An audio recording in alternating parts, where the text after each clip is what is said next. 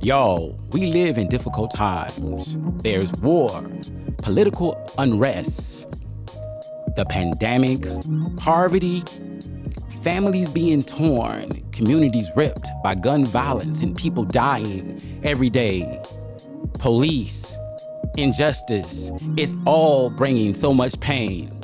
But y'all, we can look inside our minds and we can understand who we are, become better, and do this thing like we've never done it before. But it all starts with our mental health, and I know we can do it.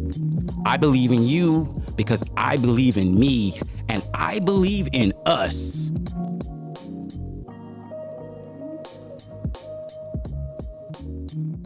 Hello, my name is Gerald McGee, mental health therapist, social worker, and founder of Everyday People Individual and Family Counseling Center located in the Shoah Cultural Center, the big red building in the middle. And we are so excited to be here today for our third podcast, celebrating our 10th anniversary here in the Shoah Cultural Center.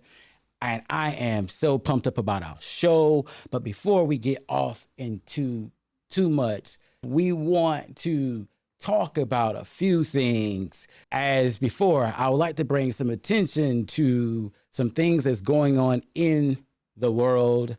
And number one, do you know that 9 out of 10 people now are exposed to some type of air pollution, and that 7 million people die a year due to air pollution, strokes, cancer, lung disease? Air pollution is so responsible for so many things that happen. So we got to continue to do better in cleaning up our air on an individual level, on a community level, on an organizational level. We have to do more to make the air that we breathe cleaner. We need it. As I said in my last episode, that as humans, we have to take care of our environment to make sure that it is good for our children. Next, I'd like to talk a little bit about the NBA. So, do you think there's parity in the NBA now?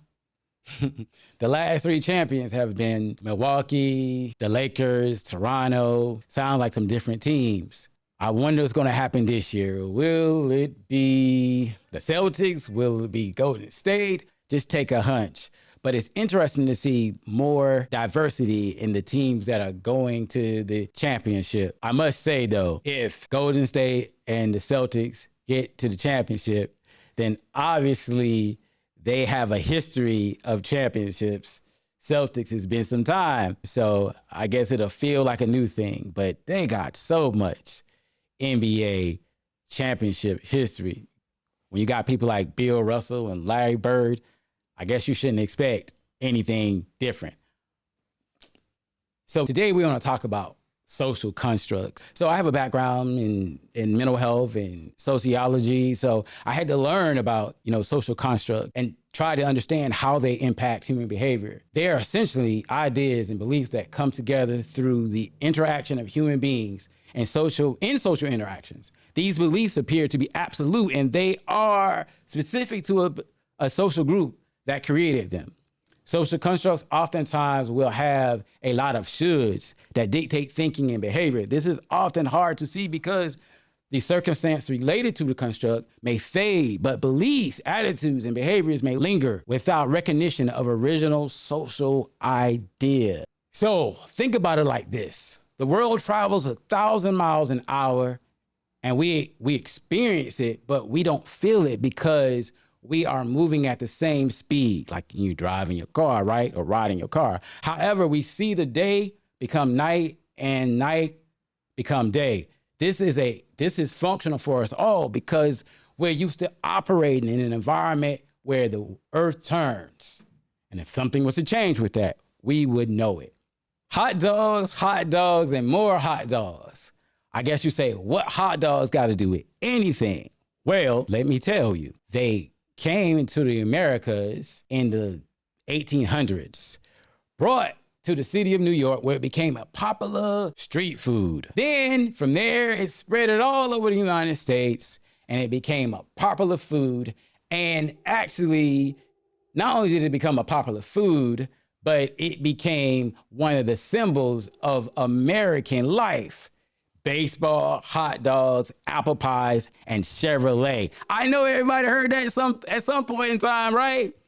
Yeah. But most of us don't know the history of the hot dog, how it became a part of the American culture. Most of us don't know what's in a hot dog. You see, because although a hot dog tastes good, it also has some qualities that make it not so healthy for us to eat. Such is social constructs. We may not understand where they started, how they started. We may disconnect from what might have been bad about those things, but we hold on to the beliefs and attitudes and the behaviors as a result of the social construct. And so in this episode, I want to help you become better aware of the social constructs that we live in and how they influence the way we think, feel, act.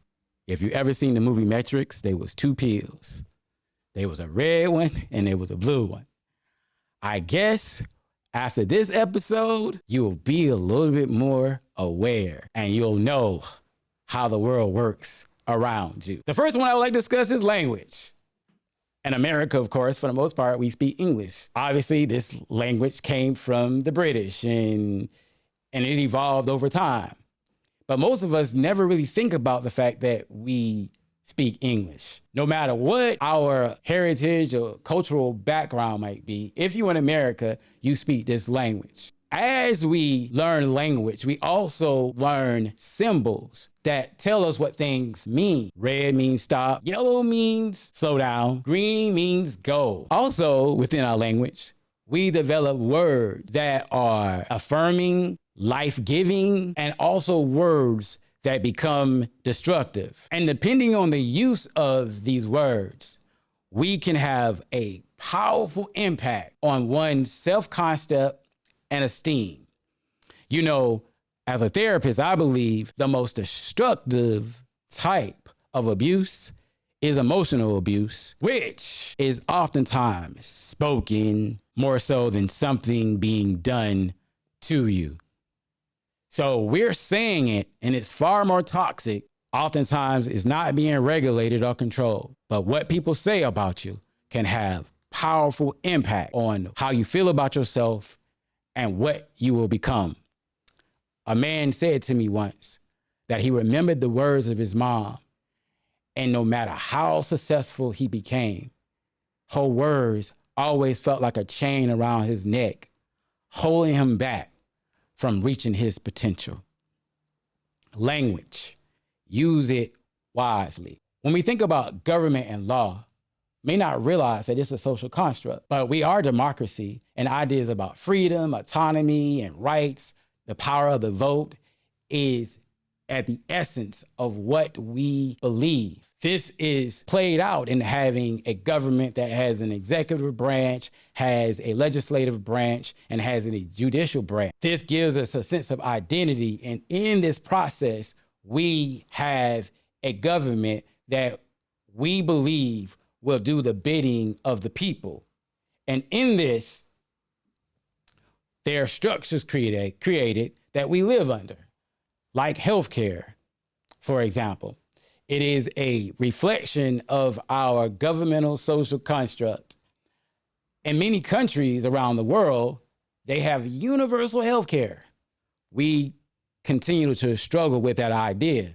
Perhaps we think that socialism or collective ideas are a threat to democracy on some level, or capitalism, so we avoid really embracing completely this idea. And it's shared amongst our many communities. Race is a social construct.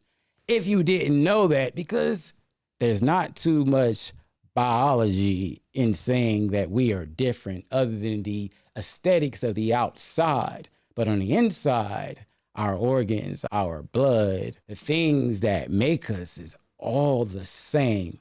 Our features may be a little different, but why is that such an important thing in America? Well, within our social constructs. Can we say hot dogs again? There was the reality of creating a subservient class to do particular type of work, making one class more superior over another class. And as a result, there was these stereotypes and prejudice put in place or reinforced by laws, reinforced by religious ideas, and it dehumanized particular groups of people in our society, making them less than. Creating this environment actually led to legislations being put in place for over 400 years to regulate race. And now, because of the oppression and things that have occurred over this period of time, there has to be more legislation to regulate justice and equality, because it wouldn't just happen on its own. Why? Because from the very beginning, it tasted good to have this racial inequality, but the results of it is discrimination and prejudice, which is antithetical to the very foundation of what America was supposed to be established on. In the last 55 years, African Americans and other groups have been able to make substantial gains, but that's only because laws changed to try to help make things fair. But we have to realize that ideas around race still persist in our society. And when we look at people, we always trying to figure out what race are they, who they really are. We still don't see people for what they are on the inside. We still trying to look at them for what we see on the outside. Guns, mass shootings like the horrific attack that killed 19 children and 2 teachers at the Uvalde, Texas elementary school, or the 10 people at a grocery store in Buffalo, New York. This is crazy, right? I know people that went to that grocery store. In fact, I've been to that grocery store before. What's going on that these type of tragedies continue to happen in our country? What kind of mythology do we embrace about guns that make us feel that having more guns, like 400 million guns on our streets, make us safe? I hear people say right now that in the state of Ohio, teachers will be allowed to carry guns. If our teachers have to carry guns, and I've already talked to a few, will it actually make us safer? Or does it suggest that fear is dominating our environment and that we need to carry guns like the old West because there are some bandits that might be coming at any time to take us out? Perhaps, maybe, just maybe, we're moving away from being the United States of America to the United Fear States of America. And as a result, we'll be moving back to the old West, and everybody will be like gunslingers trying to survive because they're afraid of some outlaws coming along to take them out. Or will we stand up as the people we can be, realizing guns is not the answer, because all they do is foster hate?